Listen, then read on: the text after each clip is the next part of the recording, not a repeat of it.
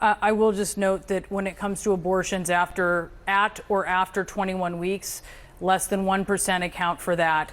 And in a lot of those cases, it has to do with the life of the mother, or it has to do with the extreme medical conditions of the fetus that it will not survive after birth. But I do want to ask you, you said it was a hypothetical. That's important commentary, but 1% of millions is still a large number. That's Republican Representative Michael Waltz about to school a smug Democrat operative disguised as a CNN host for trying to push empty liberal talking points on the life issue. Welcome to Nerk News, I'm Nerkish, and it looks like Representative Waltz is making a habit out of fact-checking CNN fact-checkers.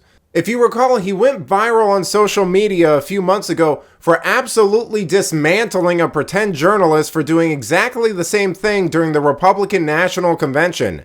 Now he's doing it again with a supposedly objective journalist who feels compelled to debate him with empty liberal lies. Why not? If he really thinks that this is about states and that states should make the call, why not just say that he'll veto a national abortion ban?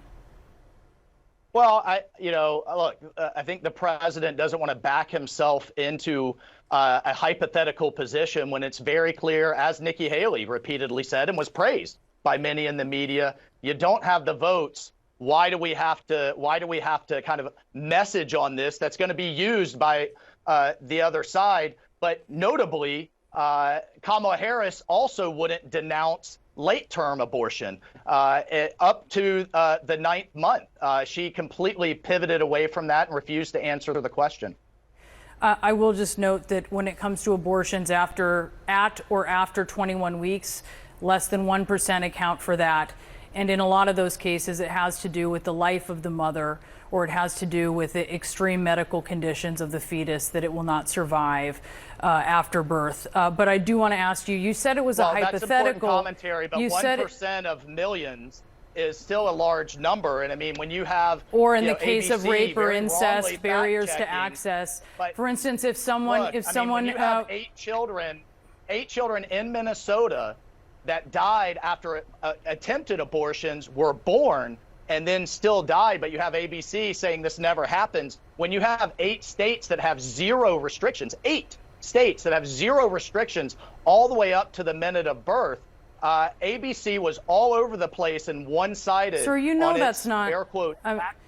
You know that's not how it happens. I'm holding up an but I do. I want to ask you from the Dispatch. I want to ask you because you're a surrogate. You were a surrogate for the Trump. You've got to love the shell game liberals play with numbers.